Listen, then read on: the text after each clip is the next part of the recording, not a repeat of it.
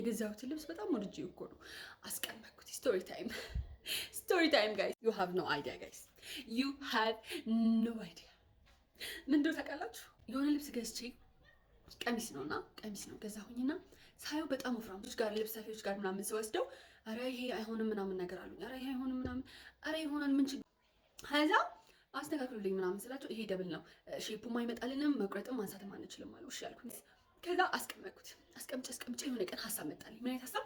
ምላጭ ገዛሁ ከውጭ ምላጭ ገዛሁኝና ለምን አለየውም በቃ ከተበላሸም ይበላሻልኩኝና ምክንያቱም እነሱ ጋር ስወስድ ምንም መፍትሄ ሊሰጡኝ ስላልቻሉ ከተበላሸ ይበላሻልኩኝና እንደኛው ከውስጥ ያለውን ለማውጣት በቃ ማንም የለም ከኔ ጋርና በጥርሴ አውጥቼ ምናምን ነገር። ከዛ ልብሱ ብቻውን ሲሆን ደግሞ ስስ ነው፣ ሁለት ሲሆን ነው የሚያምረው። እንትን ሰውነት አያሳይም ለብቻ እና ጋይስ ለሚሾዩ እኔ በቃ ምጡቅ ይሄ ነው እንግዲህ።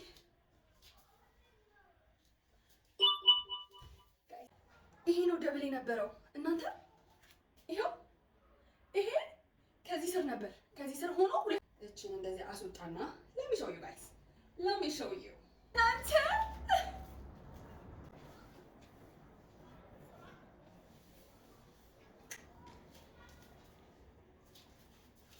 ኢየሱስ ዋው